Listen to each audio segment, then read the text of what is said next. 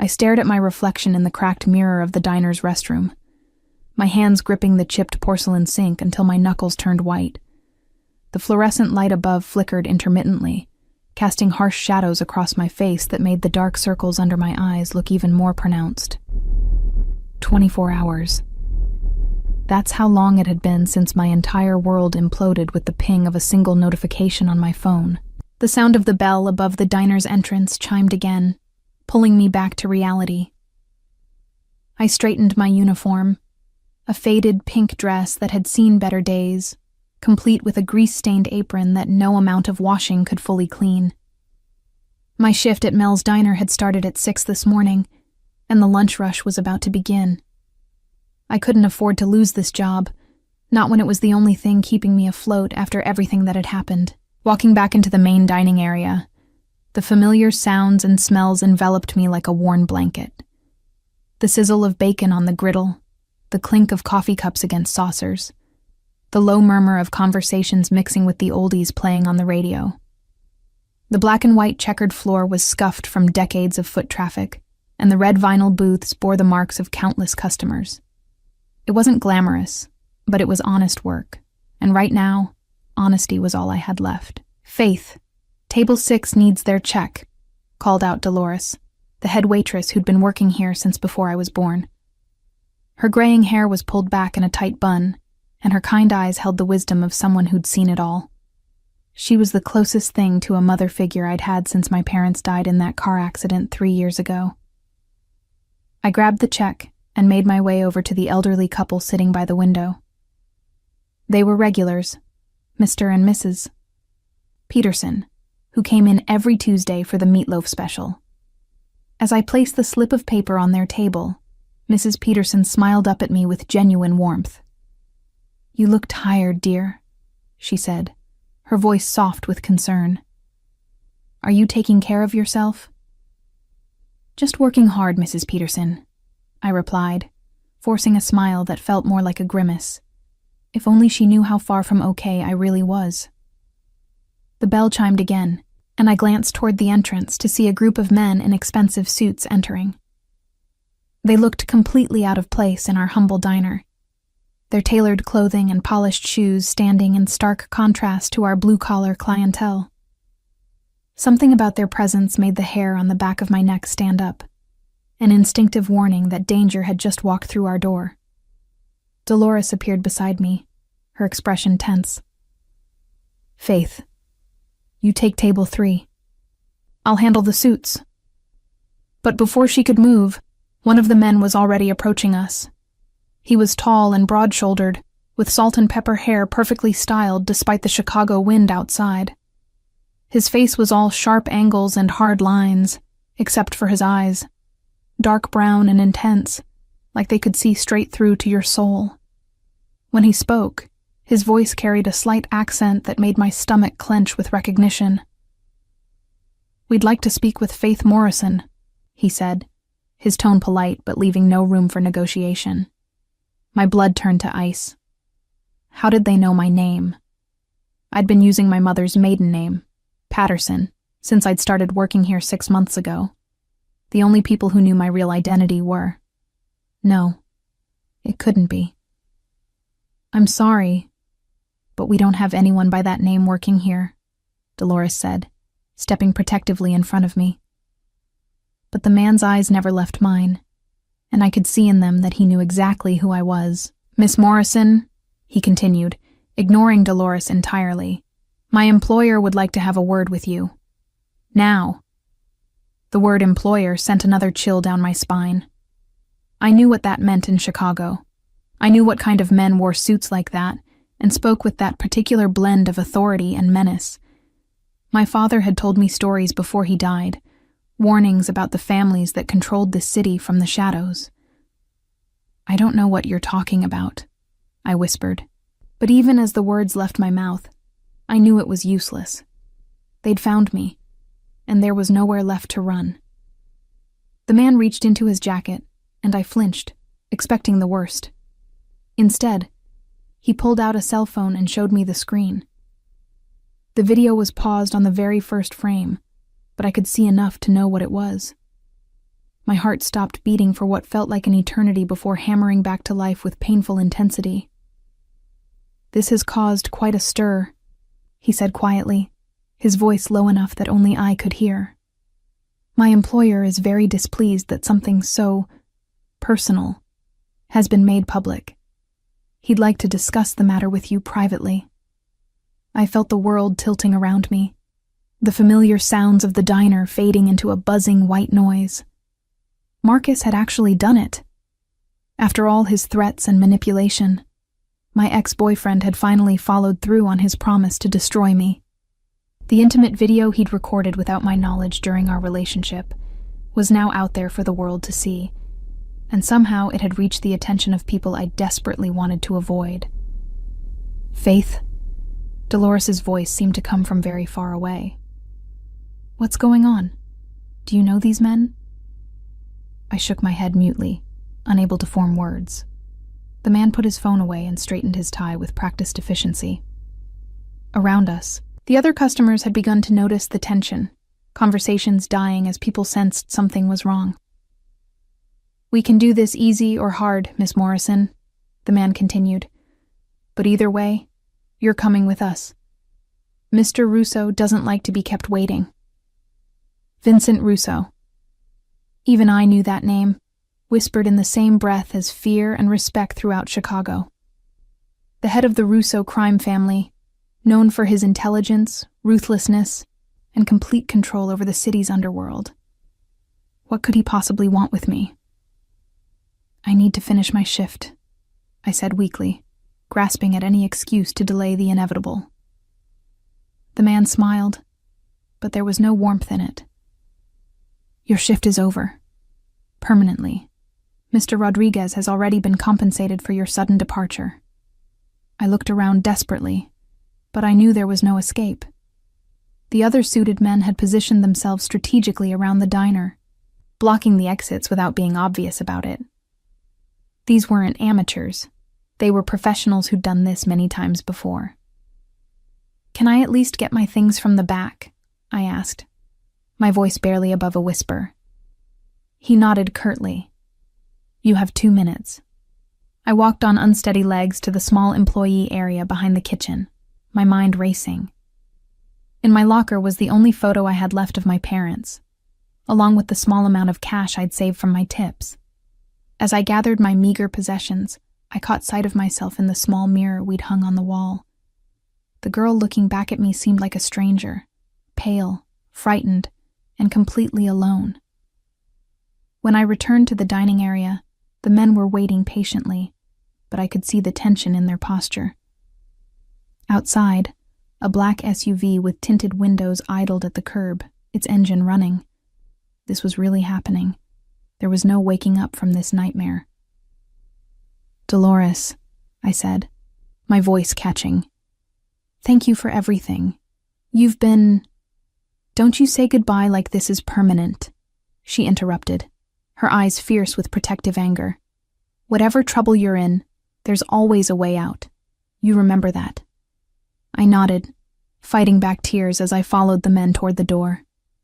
As we stepped outside into the crisp autumn air, I felt like I was leaving the last safe place I'd known. The SUV's door opened, revealing a spacious interior with leather seats that probably cost more than I made in a month. "After you, Miss Morrison," the man said, gesturing for me to get in. I hesitated for one last moment, looking back at the diner where I'd found a small measure of peace and purpose. Then I climbed into the vehicle, sealing my fate with the soft click of the door closing behind me. As we pulled away from the curb, I pressed my face to the tinted window and watched my old life disappear into the distance, wondering if I'd ever see it again. The drive through Chicago felt like a funeral procession, each familiar landmark we passed marking another step away from the life I'd known. The man who'd spoken to me at the diner sat across from me in the spacious back seat, his attention focused on his phone, while I tried to make myself as small as possible in the corner. The other passengers remained silent, their presence a constant reminder that I was completely at their mercy. We moved through downtown, past the towering skyscrapers that housed legitimate businesses, toward a part of the city I'd never had reason to visit. The architecture grew older here, more European in style, with buildings that spoke of old money and older secrets. When we finally stopped, it was in front of an elegant restaurant with no visible signage, the kind of place that didn't need to advertise because the right people already knew where to find it. "Out," the man said simply, and I obeyed with trembling legs. The restaurant's exterior was understated but expensive, all clean lines and subtle lighting. A doorman in an immaculate uniform opened the heavy glass door without being asked, nodding respectfully to my escorts. Inside, the atmosphere was hushed and refined, with soft jazz playing in the background and the gentle clink of expensive silverware against china. But what struck me most was how empty it was. For a Tuesday afternoon, the complete absence of other diners seemed wrong until I realized the truth. This entire place had been cleared out for one man. Vincent Russo commanded that level of power and respect. We walked through the main dining area, past tables set with pristine white linens and fresh flowers, toward a private section in the back. The maitre d', a thin man with nervous eyes, bowed slightly as we passed. I could smell something cooking in the kitchen, something rich and complex that made my empty stomach clench with hunger I hadn't realized I felt. The private dining room was smaller, but even more luxurious than the main restaurant. A single table sat in the center, set for two, with a view of the city through floor-to-ceiling windows. And there, with his back to us as he looked out at the skyline, stood Vincent Russo. He was shorter than I'd expected, but no less imposing for it. His dark hair was streaked with silver at the temples, and his suit was so perfectly tailored it looked like it had been painted onto his broad frame. When he turned to face me, I understood immediately why this man inspired both fear and loyalty in equal measure. His face was carved from granite, all hard lines and shadows, with a Roman nose that spoke of Sicilian heritage. But it was his eyes that held me captive. Dark brown, almost black, and filled with an intelligence that seemed to catalog and categorize everything they saw. When those eyes settled on me, I felt like a butterfly pinned to a board, helpless under his scrutiny. "Leave us," he said quietly, and I heard the rustle of fabric as my escorts retreated. The sound of the door closing echoed with finality, and then we were alone. For a long moment, neither of us spoke. He studied me with the intensity of a scientist examining a particularly interesting specimen, and I struggled to breathe normally under his gaze. Finally, he gestured to one of the chairs at the table. "Sit," he said, his voice carrying a slight Italian accent that made each word sound like music. "You must be hungry." I remained standing, my back pressed against the closed door.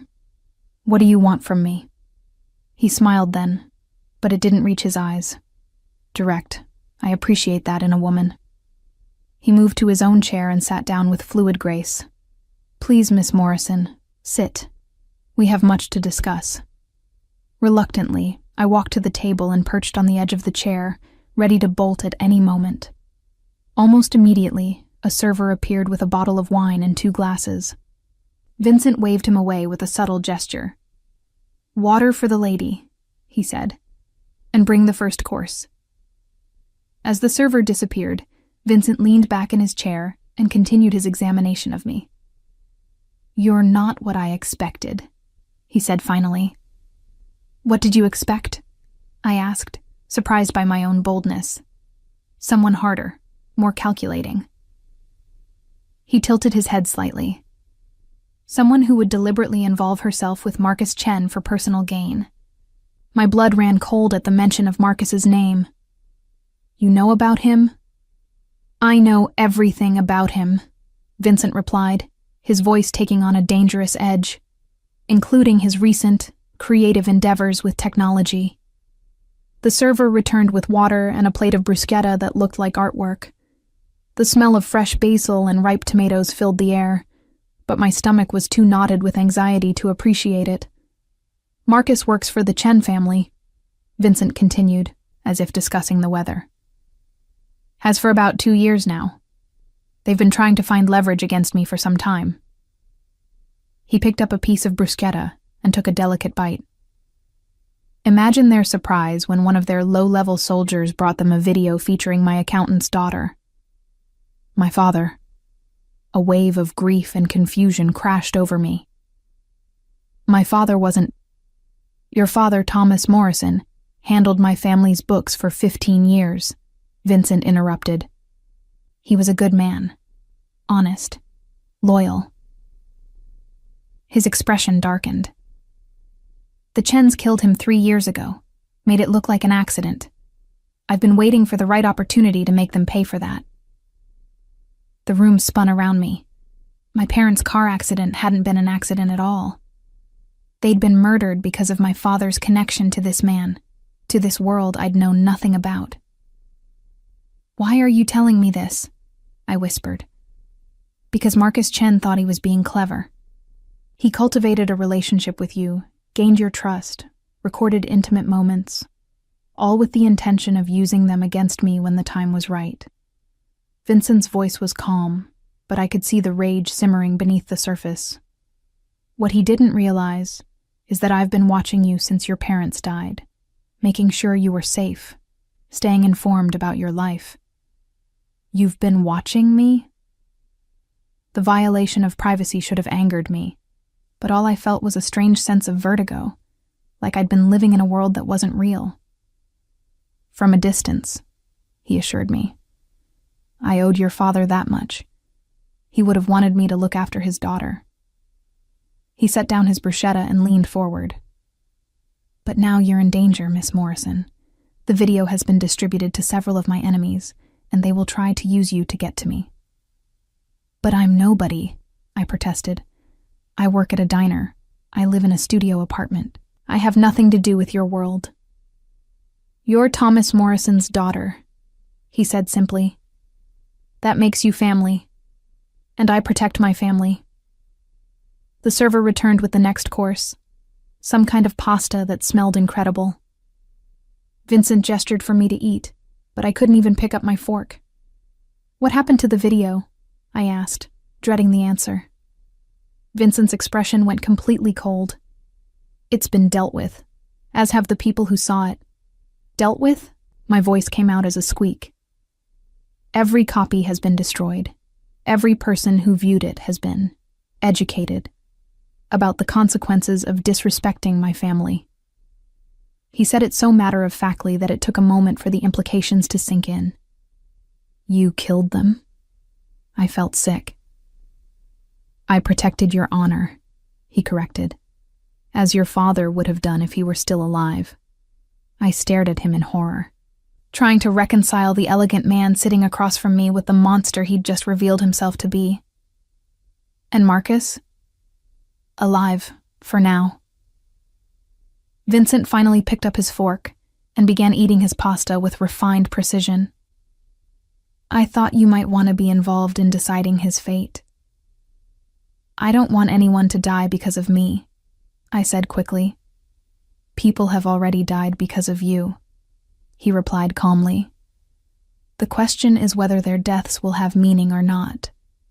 We sat in silence while he ate, and I struggled to process everything I'd learned. My entire life had been a lie. My parents' death hadn't been an accident. Marcus had been using me from the beginning, and now I was sitting across from one of the most dangerous men in Chicago, who claimed to be protecting me out of loyalty to my dead father. What happens now? I asked finally. Vincent set down his fork and dabbed at his mouth with his napkin. Now, you come home with me. You'll be safe there while we deal with the Chen family permanently. Home with you? I felt panic rising in my chest. I have a compound outside the city. Very secure, very private. You'll have everything you need while this matter is resolved. For how long? Something shifted in his expression, a hardness that made my skin crawl. As long as necessary. And if I refuse? He smiled that cold smile again. The Chen family knows who you are now, Miss Morrison. They know about your connection to me through your father. Do you really think you'd be safe walking out of here alone? I looked toward the windows, at the city beyond, and realized he was right. I'd been marked by association with this man, this world, whether I wanted it or not. My old life was gone, burned away by Marcus's betrayal and Vincent's retribution. I need to think, I said. You can think at my home, he replied, standing and straightening his jacket. But you will come with me now. This isn't a negotiation, cara mia. It's a rescue. As he walked around the table toward me, I caught a glimpse of something under his jacket. The outline of a weapon. Vincent Russo wasn't just offering protection. He was making it clear that resistance wasn't an option. The door opened, and his men returned as if summoned by some invisible signal. Vincent extended his hand to me, a gesture that might have looked gallant to an observer, but felt like a chain around my wrist. "Welcome to the family, Faith," he said softly. "Your father would be proud." The drive to Vincent's compound took us far from the city, through suburban neighborhoods that gradually gave way to wooded estates where privacy was measured in acres rather than fences. The further we traveled from Chicago, the more isolated I felt, as if each mile was another layer of protection, or imprisonment, being wrapped around me. Vincent sat beside me in the back of a different vehicle now, a armored sedan that moved with surprising silence through the winding roads. He'd made several phone calls during the journey, speaking in rapid Italian that flowed like music, despite the obvious tension in his voice. I caught my father's name mentioned several times, along with what sounded like orders being given with quiet authority. "Tell me about him," I said, when he ended his latest call. "About my father." Vincent looked at me with something that might have been surprise. "What would you like to know?" "Everything. If he worked for you for 15 years, you must have known him well." A small smile played at the corners of Vincent's mouth, and for the first time since I'd met him, it seemed genuine. Thomas was. Unique in my line of work. Completely honest, which should have made him a liability. But his integrity was so absolute that it became his greatest asset. He turned to look out the window at the passing landscape. When I took over from my father, many of the old guard questioned my decisions. I was young, perhaps too eager to modernize our operations. Your father was the one who helped me prove that honor and profit could coexist. What did he do exactly? He kept our books clean, made sure our legitimate businesses actually were legitimate.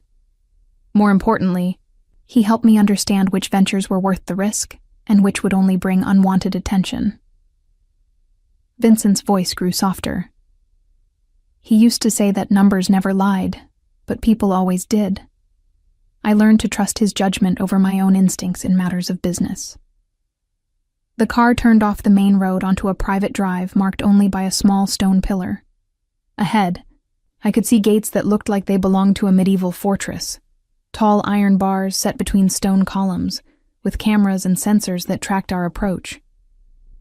"He talked about you constantly," Vincent continued as the gates opened silently before us. "Your grades, your dreams of becoming a teacher, your kindness to stray animals. He carried photos of you in his wallet and showed them to anyone who would look." Tears pricked at my eyes. It had been so long since anyone had spoken about my father with such affection, such detailed memory. "Did he know? About what you really did?" Vincent's expression grew serious.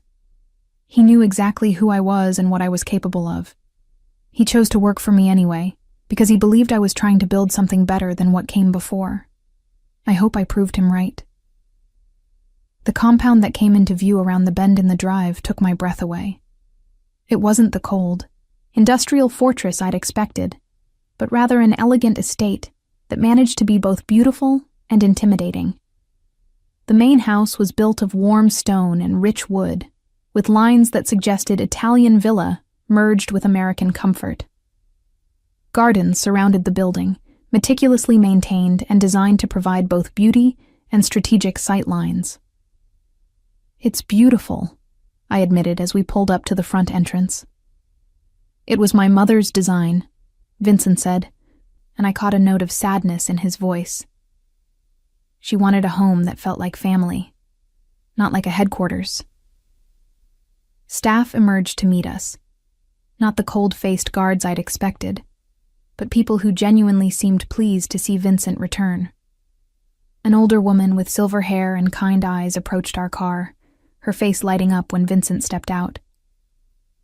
"Welcome home, Vincent," she said in accented English, then looked curiously at me. "Maria, this is Faith Morrison, Thomas Morrison's daughter." Vincent's voice carried an unmistakable note of warning. "She'll be staying with us indefinitely. Please prepare the blue guest suite." Maria's expression changed immediately to one of warmth and sympathy. "Ah, Thomas's little girl. He showed us so many pictures." She moved toward me with motherly intent. "You look just like your mother, Kara. Come, you must be exhausted." As Maria ushered me toward the house, I caught Vincent giving quiet instructions to several men who'd appeared from various points around the property. The security here was extensive, but well hidden, professional enough to be nearly invisible while still maintaining complete coverage. The interior of the house was even more stunning than the exterior. Rich hardwood floors were covered with antique rugs that probably cost more than I'd make in a lifetime. The walls displayed what looked like museum-quality artwork, alongside family photographs that showed generations of Russos in various stages of life. It felt lived in despite its obvious luxury, like a real home rather than a showplace. "Your room is upstairs," Maria explained as we climbed a grand staircase. "Vincent wanted you to have the suite that overlooks the gardens. It has the best morning light."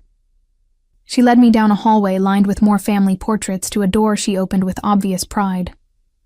The room beyond was larger than my entire apartment had been, with a 4-poster bed, sitting area, and French doors that opened onto a private balcony. Everything was decorated in shades of blue and cream, giving it a serene, peaceful feeling that stood in stark contrast to the chaos of my day.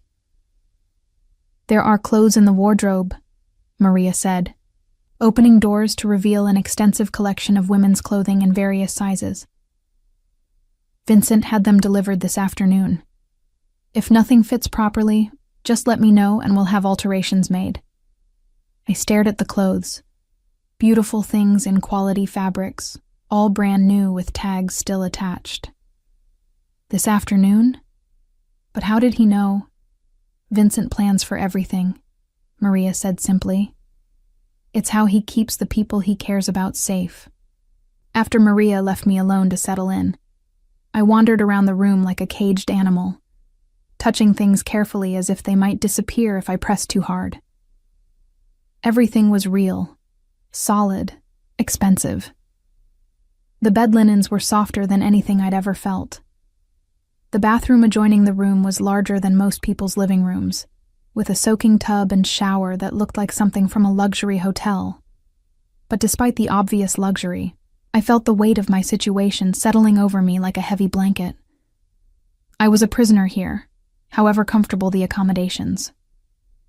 Vincent had made it clear that leaving wasn't an option, at least not until he'd settled his score with the Chen family. A knock at the door interrupted my brooding. "Come in," I called, expecting Maria. Instead, Vincent entered, carrying a silver tray with what looked like tea service. He'd changed from his suit into more casual clothes, dark slacks and a white button-down shirt with the sleeves rolled up, revealing forearms marked with faint scars that spoke of a violent past. "I thought you might be hungry," he said, setting the tray on the small table by the sitting area. Maria prepared some of her special biscotti. She was very fond of your father. I remained by the window, putting as much distance between us as possible. "How many people work for you?" "Here at the compound?" "About 30 full-time staff. Security, housekeeping, grounds crew, kitchen staff." He poured tea from an elegant china pot.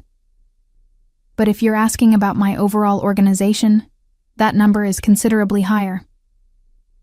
"And they all know who I am?" They know your family. That's all they need to know. He gestured to the chair across from him. Please sit. We have more to discuss. Reluctantly, I moved away from the window and perched on the edge of the offered chair. The tea smelled wonderful, something floral and soothing that reminded me of my mother's garden. I've been in contact with my sources regarding Marcus Chen, Vincent said, settling back in his chair with the ease of a man completely comfortable in his own domain. He's been trying to reach you since yesterday. 17 calls to your cell phone, which my people intercepted. 12 attempts to contact you at the diner before we collected you. My stomach clenched. What does he want? To apologize, according to the messages he left. To explain that the video wasn't supposed to be distributed, that it was an accident. Vincent's voice dripped with contempt. He's frightened. His handlers in the Chen organization aren't pleased with how this situation has developed. Meaning? Meaning they expected you to run to me for protection, but they didn't expect me to respond quite so decisively. Vincent took a sip of his tea. 23 people had access to that video before I shut down the distribution network. All of them are now either in hiding or permanently silenced. The casual way he spoke about murder made my hands shake. You can't just kill people. I can and I do when they threaten my family, he replied matter-of-factly. Your father understood this about me. It's why he trusted me to protect what mattered to him. I'm not a possession to be protected, I said, my voice stronger than I felt. Vincent studied me over his teacup, those dark eyes seeing too much. No, you're not. You're Thomas Morrison's daughter, which makes you infinitely more valuable than any possession. He set down his cup and leaned forward. The Chen family made a critical error when they decided to use you against me. They awakened something that should have remained sleeping. What do you mean? War, cara mia. This insult cannot stand. They killed your father, corrupted his daughter's honor, and attempted to use both against me. His voice remained calm, but I could see the rage burning behind his eyes. There will be consequences. I felt sick imagining the bloodshed that was coming. Can't you just let it go? I don't care about the video anymore. It's done. It's not about the video, Vincent said, standing and moving to the window. It's about respect. About the message we send when we allow our family to be attacked. He turned back to me. Your father died because he was loyal to me. I failed to protect him then. I won't fail to protect his daughter now. Even if I don't want your protection? He smiled that cold smile again. Want has nothing to do with it. You are under my protection whether you accept it or not. The only question is whether you'll be comfortable while I deal with this situation. I stood as well, anger finally overriding my fear. You can't just decide my life for me. I can, and I have, he replied calmly. You can hate me for it if you choose. But you'll be alive to hate me, which is more than I can guarantee if you try to return to your previous life. We stared at each other across the elegant room, and I realized with crushing certainty that he meant every word. Vincent Russo had claimed me as surely as if he'd locked me in a cell. The only difference was that my cell had Egyptian cotton sheets and a view of the gardens. How long? I asked quietly. Until it's finished. Until the Chen family no longer exists to threaten you. And then? Something shifted in his expression. A flicker of something I couldn't identify. Then we'll see, won't we? As the sun set outside my windows, painting the sky in shades of orange and pink, I realized that my old life was truly over. Faith Morrison, the diner waitress, was gone.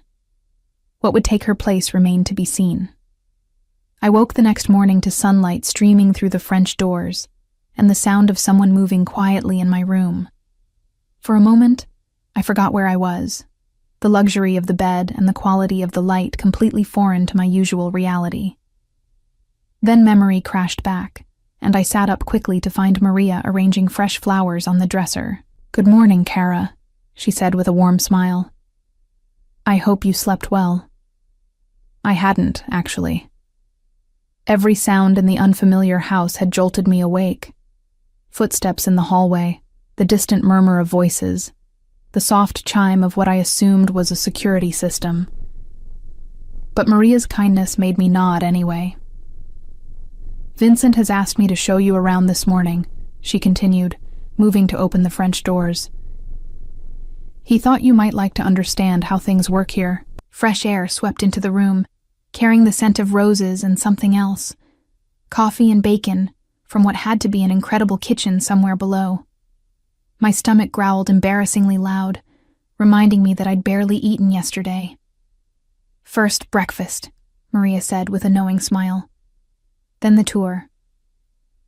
I showered quickly in the enormous bathroom, marveling at water pressure that actually worked and towels soft enough to sleep on. The clothes in the wardrobe fit perfectly, too perfectly, making me wonder again how Vincent had known my exact measurements. I selected a simple blue dress that covered everything appropriately, while still managing to look more expensive than anything I'd ever owned. The kitchen, when Maria led me there, was a chef's dream rendered in warm wood and granite. Windows on 2 walls provided views of different garden areas, and the smell of fresh bread baking filled the air. An older man with the powerful build of someone who'd worked with his hands his whole life looked up from the stove as we entered. "This is Carlo," Maria said. "He's been cooking for the Russo family for 20 years. Carlo wiped his hands on his apron and gave me a formal nod.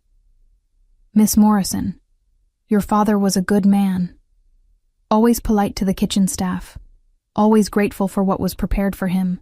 The casual mention of my father's familiarity with this place hit me harder than I expected. "He ate here often?" "Every month, sometimes more," Carlo replied, returning to the bacon he was tending. "Vincent would have him for dinner when they needed to discuss business. Your father loved my osso buco." Maria guided me to a breakfast nook that looked out over what appeared to be a vegetable garden. A place setting waited for me, fine china and silver, that probably cost more than I made in a month. Carlo appeared with a plate of eggs, bacon, and fresh fruit, arranged like artwork. "Vincent eats early and is already in his office," Maria explained as I ate. "He handles most business matters in the morning when his mind is clearest." "What kind of business?" I asked, wondering how much these people knew about their employer's real activities. Maria's expression became carefully neutral. "Vincent has many interests. Import and export companies, several restaurants, construction projects. He keeps very busy." The diplomatic non-answer told me everything I needed to know about how much the household staff was told about Vincent's operations. They were loyal, but they were also protected from knowledge that could endanger them. After breakfast, Maria led me on a tour that gradually revealed the true nature of Vincent's compound. The main house was beautiful and comfortable, but it was also a fortress. Windows that looked like normal glass were actually bulletproof. The elegant artwork concealed security cameras. The peaceful gardens had sightlines carefully planned to provide no cover for potential threats. "Vincent takes security very seriously," Maria explained, as we walked through a living room that managed to be both elegant and practical. "Too many people in his position assume they're untouchable. Vincent knows better." We passed Vincent's office, and through the partially open door, I could see him behind a massive wooden desk, speaking quietly on the phone while reviewing documents. He'd changed into another perfect suit, this one charcoal gray that emphasized the breadth of his shoulders. When he looked up and saw me, he nodded politely, but didn't interrupt his conversation. "He works very hard," Maria said, noticing my attention. "Sometimes I think too hard. It's good for him to have family in the house again." "Family?" I stopped walking to stare at her. Maria's expression grew sad. "Vincent lost his wife and daughter in a car accident 5 years ago. Since then, this house has been very quiet, very empty. Your presence here. It reminds him of happier times. The revelation hit me like a physical blow. Vincent had suffered the same kind of loss I had, but his had included a child. No wonder he understood the importance of family loyalty, of protecting what mattered. He never remarried? No. Vincent is not a man who loves easily, but when he does, it is forever. Maria resumed walking, leading me toward what appeared to be a library. He blames himself for what happened to them. If he had been more careful about his enemies, if he had provided better security. We entered a room lined floor to ceiling with books, thousands of them in multiple languages.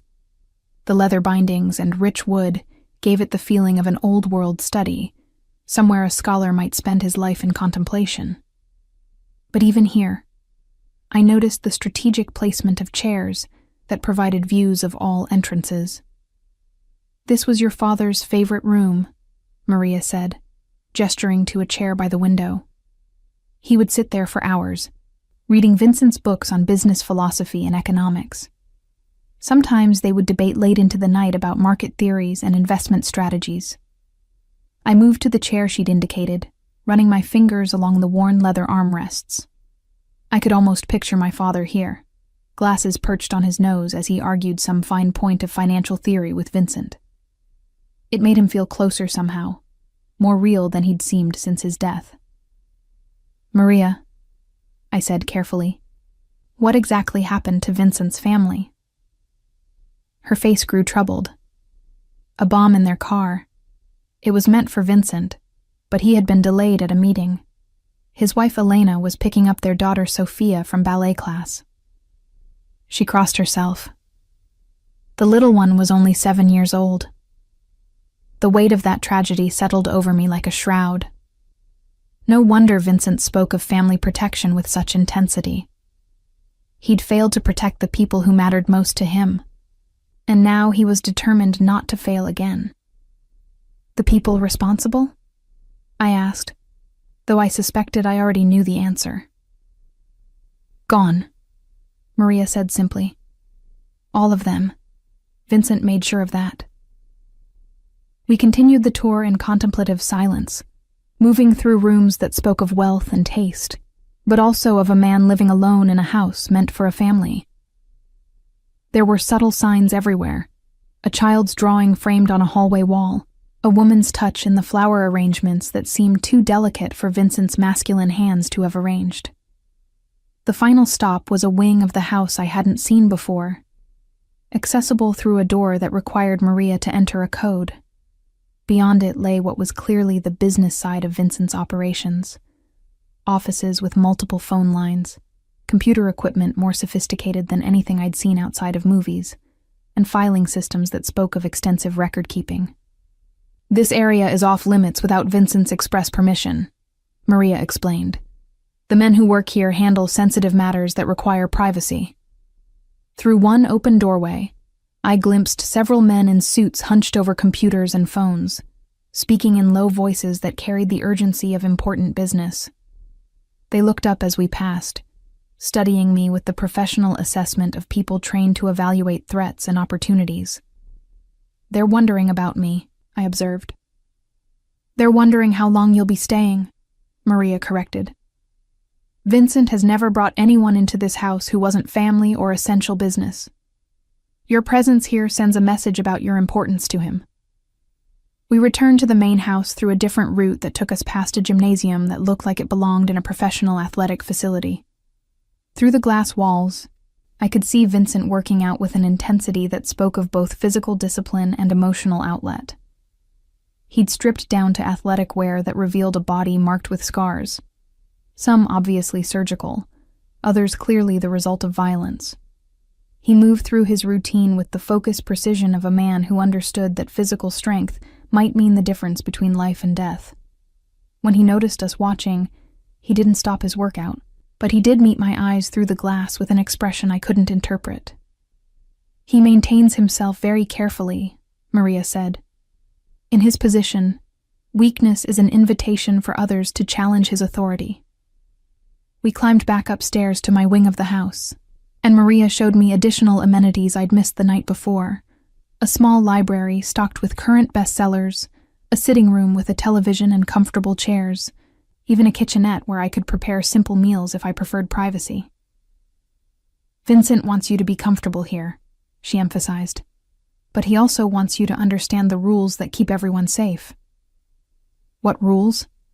Maria's expression grew serious. "You don't leave the compound without Vincent's permission and escort. You don't use phones or computers to contact anyone from your previous life. You don't discuss Vincent's business with anyone, ever. And most importantly, you trust Vincent's judgment about your safety, even when you don't understand his decisions." The list of restrictions made my temporary captivity feel more real, more permanent. "And if I break these rules?" "Vincent is very understanding about mistakes made from ignorance," Maria said carefully.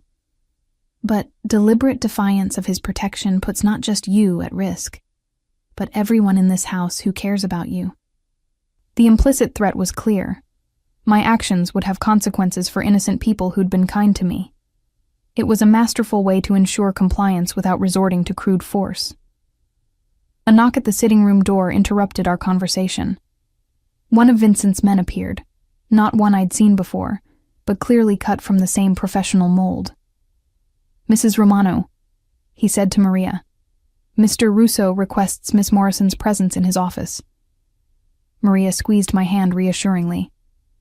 "Remember what I told you about trust," she said quietly.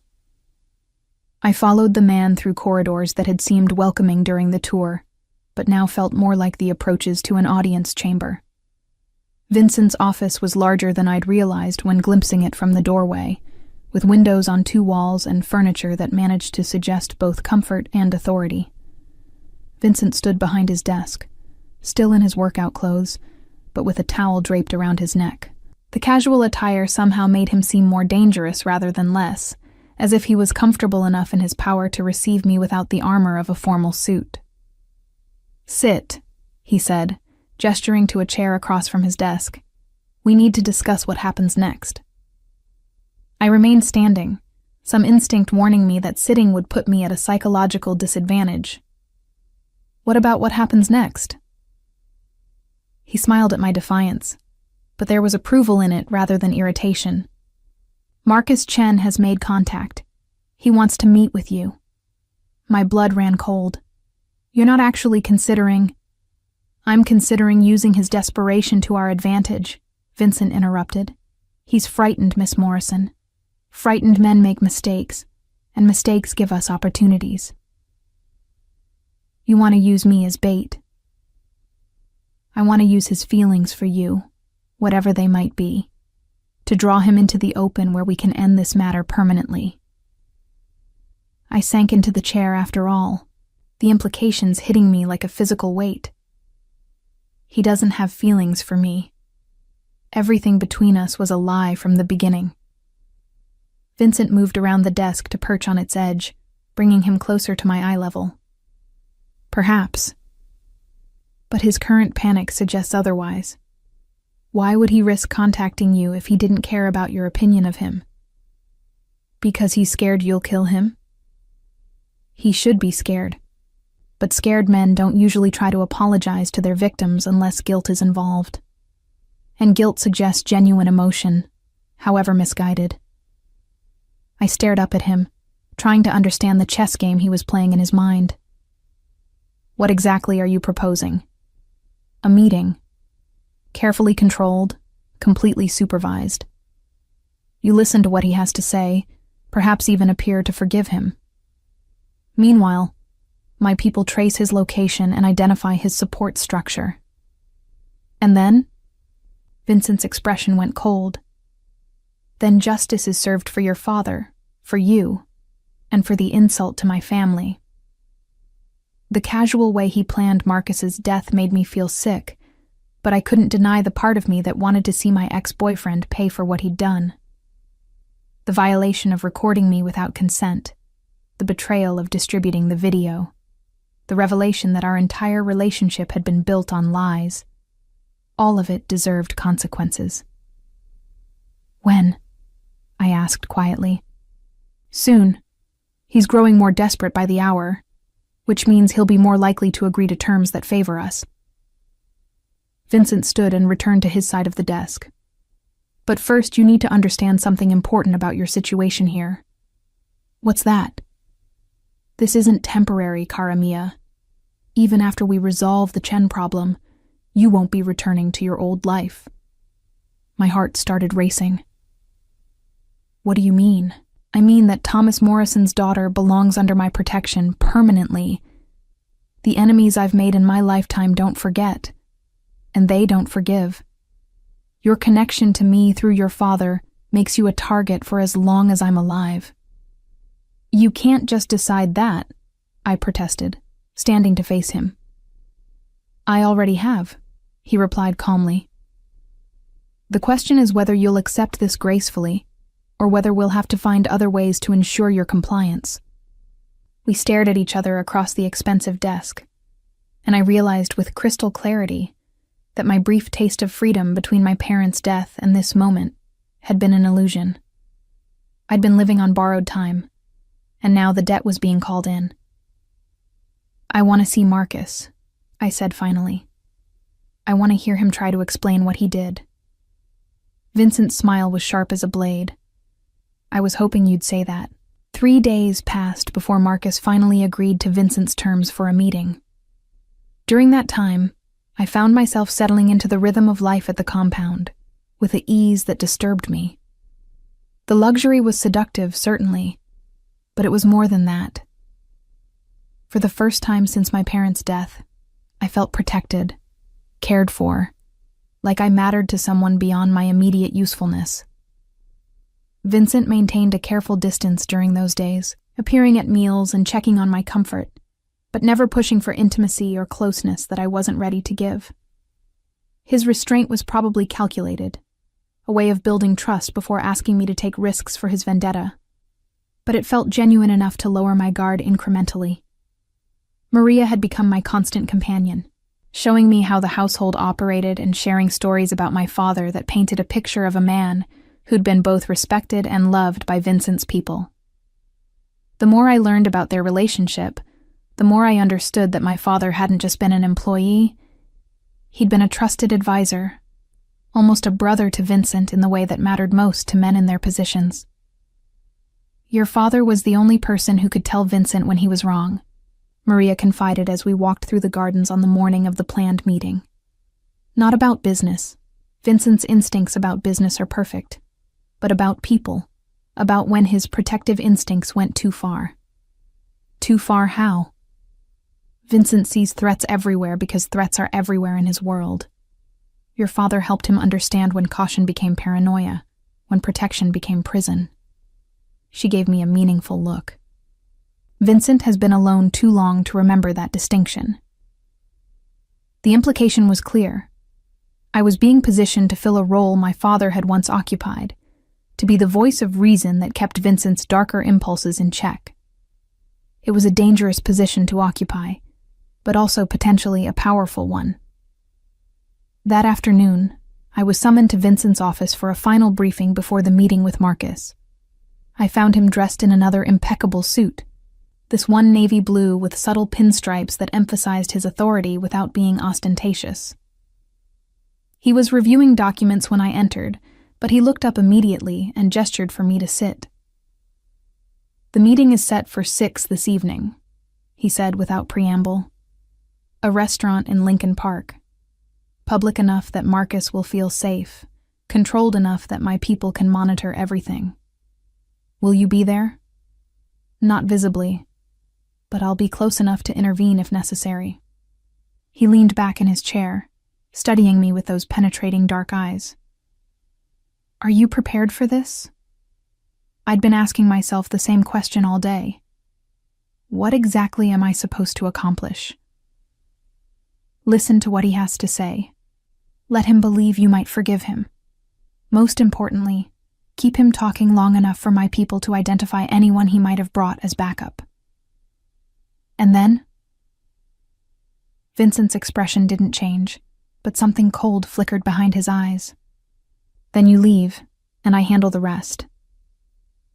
A chill ran down my spine at the casual way he discussed murder. "Vincent, I don't want to watch you kill him." "You won't have to watch. You'll be safely away before any unpleasantness begins." He stood and moved to a wall safe I hadn't noticed before, entering a combination with practiced efficiency. From inside, he withdrew what looked like an expensive piece of jewelry, a delicate gold necklace with a small pendant. "What's that?" "Insurance," he replied, approaching my chair. "The pendant contains a tracking device and an emergency beacon. If anything goes wrong, if Marcus tries to take you somewhere, press the center stone and hold it for 3 seconds. He moved behind my chair, and I felt his fingers at the nape of my neck as he fastened the necklace.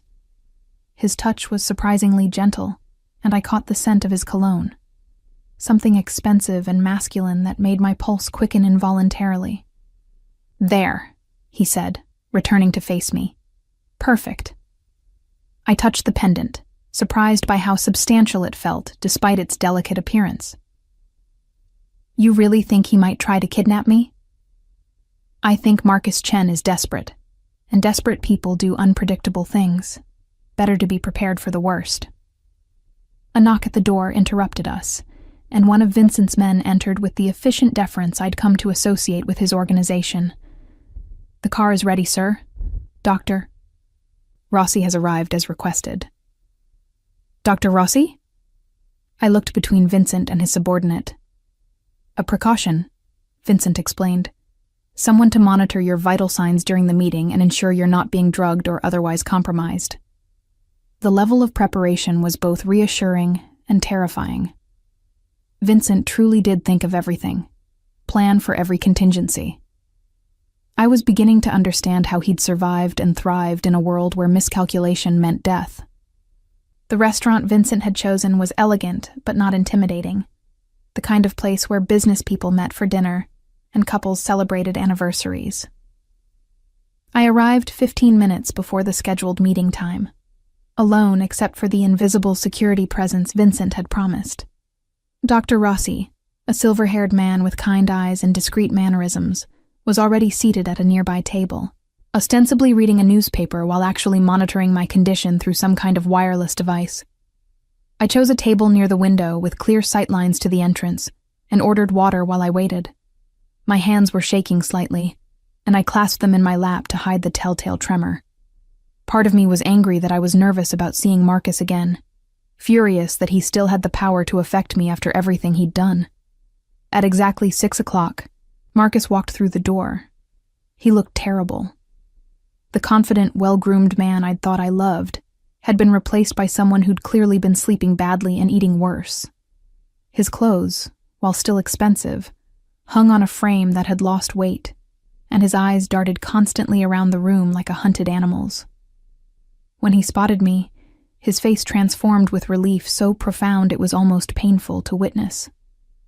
He crossed the restaurant quickly, sliding into the chair across from me with the desperate urgency of a drowning man reaching for a life preserver. "Faith," he breathed, reaching across the table as if to take my hands. I pulled back instinctively, keeping my hands in my lap. "Hello, Marcus." Up close, the change in him was even more dramatic. Dark circles shadowed his eyes, and his usually perfect hair was disheveled. He looked like a man living in constant fear, which I supposed he was. "I can't believe you agreed to see me," he said, his voice cracking slightly. "After everything that happened, I wasn't sure you'd ever want to look at me again." "I almost didn't," I replied honestly. "But I needed to hear you explain how you could do what you did." He flinched as if I'd slapped him. "It wasn't supposed to happen like this. The video, I never meant for it to be distributed.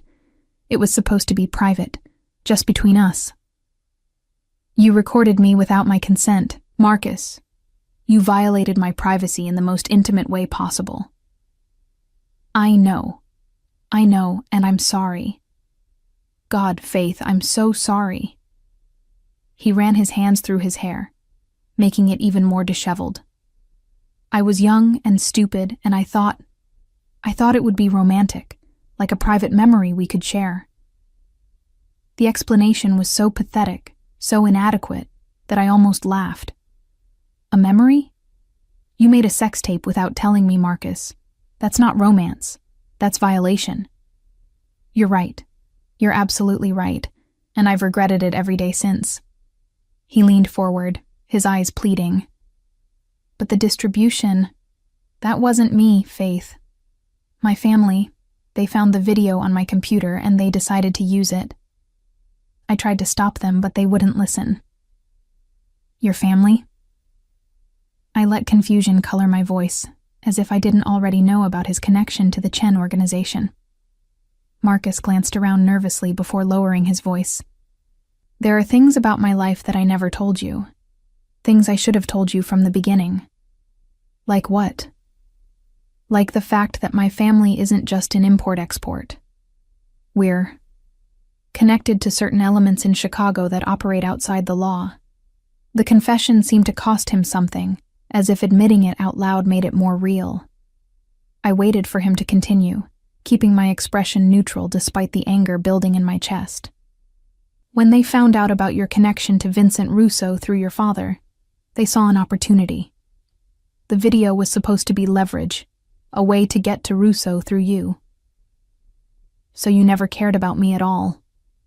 I kept my voice level, but inside I felt something breaking all over again. No, that's not true. He reached across the table again, and this time I let him take my hand. His skin was cold and clammy with nervous sweat. What started as an assignment became real, Faith. I fell in love with you for real. How am I supposed to believe that after everything? Because I'm risking my life to be here. The words burst out of him with desperate intensity. Do you think Russo's people aren't watching this place? Do you think I don't know what happens to people who cross him? I glanced toward Dr. Rossi's table, where the older man was still calmly reading his newspaper. Then why come? Why risk it? Because I love you, Marcus said simply. Because I needed you to know that not everything between us was a lie. And because I want to get you away from Russo before he destroys you the way he destroys everyone he touches. The irony was almost laughable. Marcus, who delivered me into Vincent's hands through his betrayal, now wanted to save me from the consequences of his own actions. Vincent isn't destroying me, I said carefully.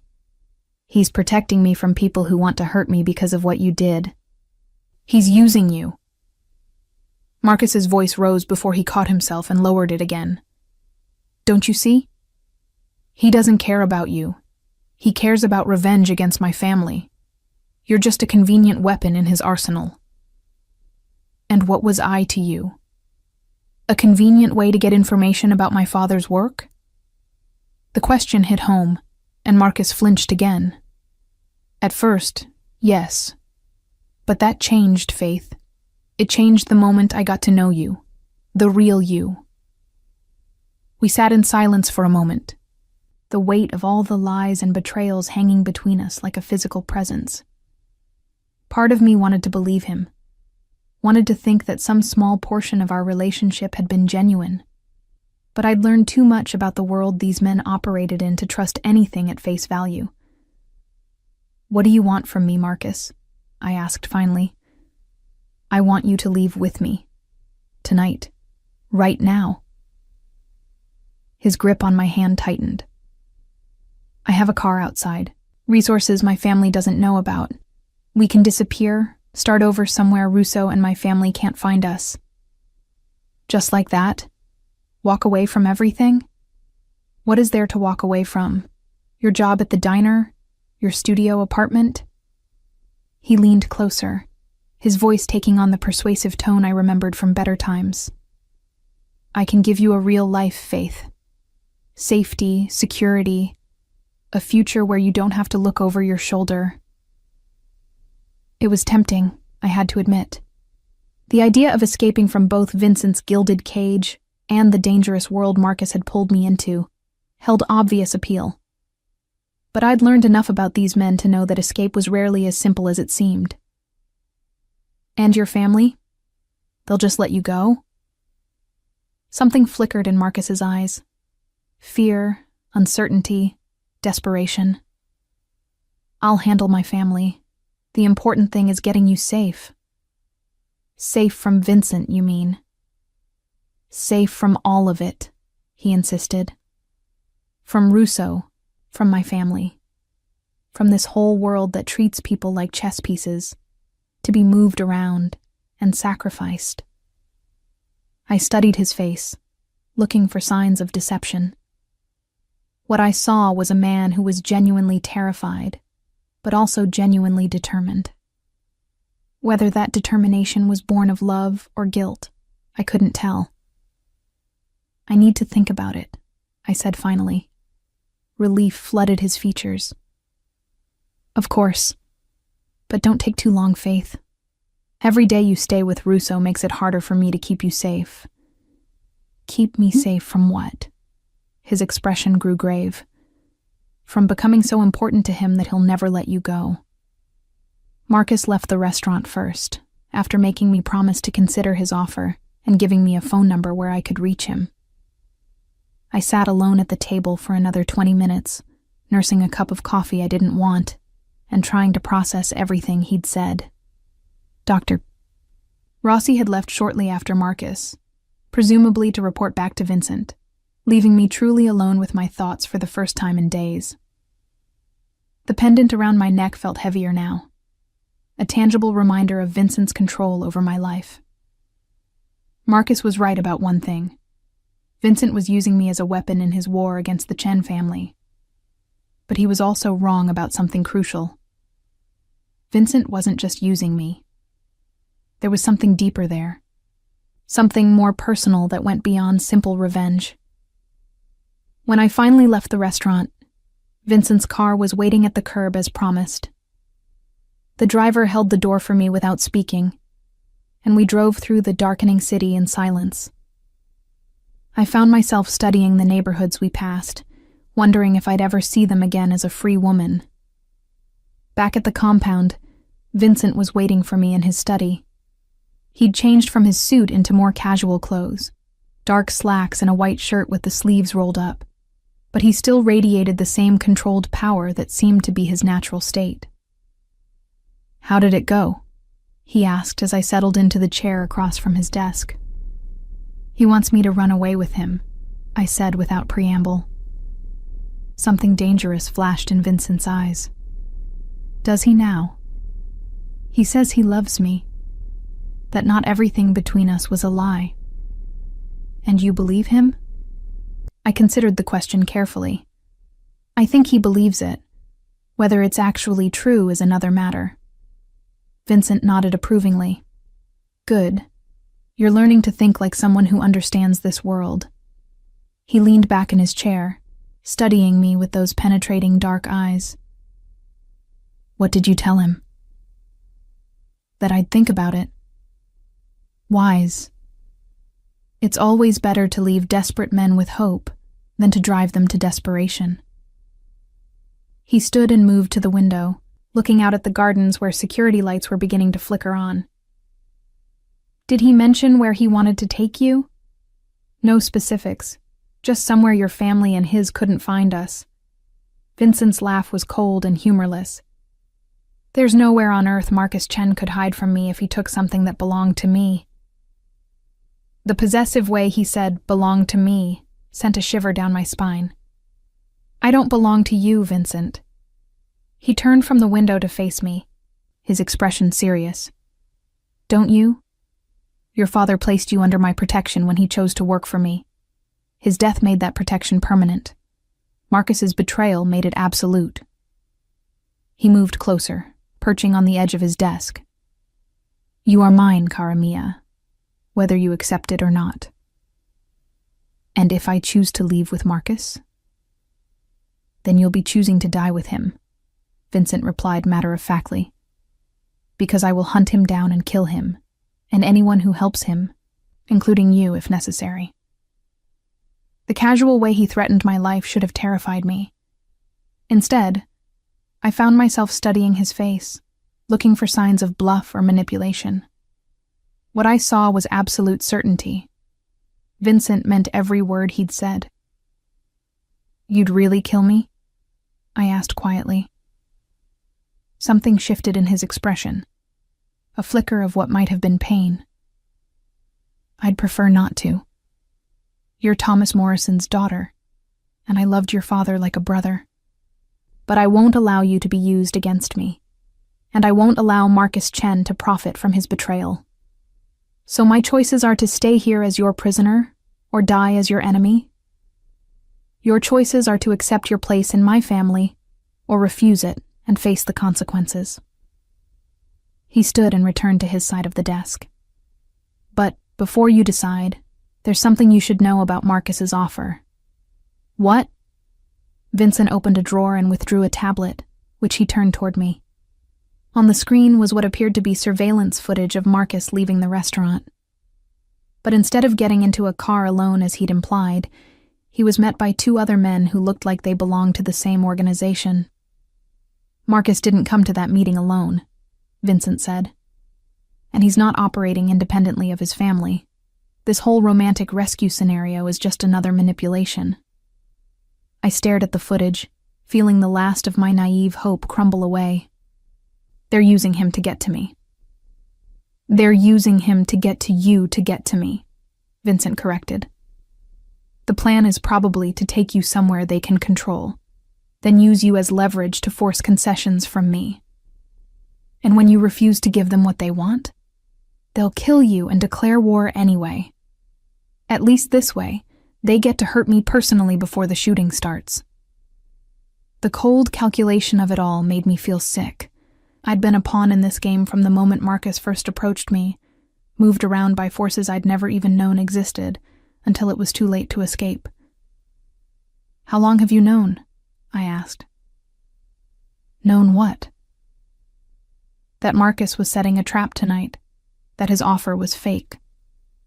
Vincent's expression softened slightly. "I suspected from the moment he agreed to meet.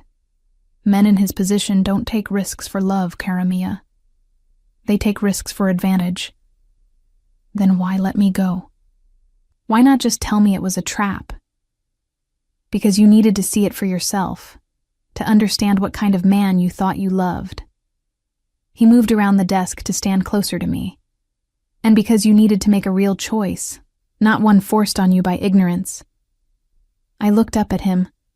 This dangerous man who'd claimed ownership of my life with such casual authority. "What choice is that?" "Whether to be my enemy or my family. Whether to fight against the protection I'm offering or accept it, and the responsibilities that come with it." "What responsibilities?" Vincent smiled, and for the first time since I'd met him, it seemed genuinely warm. "The responsibility of being Thomas Morrison's daughter, of carrying on his legacy of honor and loyalty, of helping me build something better than what came before. And if I refuse, then I'll still protect you from the Chen family, because I promised your father I would. But you'll live as a prisoner rather than as family, and that benefits no one." I stood and walked to the window, looking out at the gardens where my father had once walked while discussing business philosophy with Vincent. The compound was beautiful in the gathering darkness, all warm lights and peaceful shadows. It could be a home if I let it, or it could be a very comfortable prison. "Marcus was right about one thing," I said without turning around. "You do see people as chess pieces." "Sometimes, but not you, Faith. Never you." "Then what am I to you?" I heard him move closer, felt his presence behind me without touching. "You're the daughter of my dearest friend. Your family. You're—" He paused, as if searching for words. "You're the future I want to build." I turned to face him, studying his expression in the reflected light from the windows. "The future? A family that's about more than just power and fear. A legacy that your father would be proud of." His voice grew softer. "Children who grow up knowing they're loved and protected, not just feared." The implication hung between us, heavy with possibility and danger. Vincent wasn't just offering me protection. He was offering me a life, a future, a place in his world that went far beyond simple captivity. "I need time to think," I said. "Time is one thing we don't have much of," Vincent replied. "Marcus will expect an answer soon, and the longer we wait, the more desperate his family becomes." "How long?" "Tomorrow night. Marcus has agreed to another meeting, this one at a location of my choosing. You can give him your answer then." I nodded, though the thought of facing Marcus again filled me with dread. "And after that?" "After that, we deal with the Chen family permanently, and you begin your new life as a Russo." The name sounded strange applied to me, foreign and dangerous. But it also sounded right somehow, like a key turning in a lock I hadn't even known existed. "I'll give you my answer tomorrow," I said finally. Vincent smiled and moved closer, close enough that I could smell his cologne and see the flecks of gold in his dark eyes. "Whatever you decide, cara mia, know that your father would be proud of the woman you've become. Strong, intelligent, principled, everything he hoped you would be." Before I could respond, he leaned down and pressed a gentle kiss to my forehead, the kind of kiss a father might give a beloved daughter, or a man might give a woman he was learning to love. "Sleep well," he said softly. "Tomorrow changes everything." As I made my way back to my room, I realized he was right. Tomorrow would force me to choose between the illusion of freedom with Marcus and the reality of family with Vincent. Between a man who'd betrayed me once and would likely do so again, and a man who'd claimed me as family and would protect that claim with his life. It wasn't really a choice at all. That night, I lay awake staring at the ceiling, thinking about my father and the choices he'd made. He'd chosen loyalty to Vincent over safety, honor over ease, family over blood. Tomorrow I would make the same choice, and in doing so, I would finally understand what it meant to be Thomas Morrison's daughter. The next evening, I sat across from Marcus in an abandoned warehouse that Vincent had chosen for our final meeting. He looked even worse than he had at the restaurant, hollow-eyed and desperate, like a man who knew his time was running out. "Have you made your decision?" he asked without preamble. I looked at him, really looked at him, and saw not the man I'd thought I loved, but a stranger who'd worn a familiar face while planning my destruction.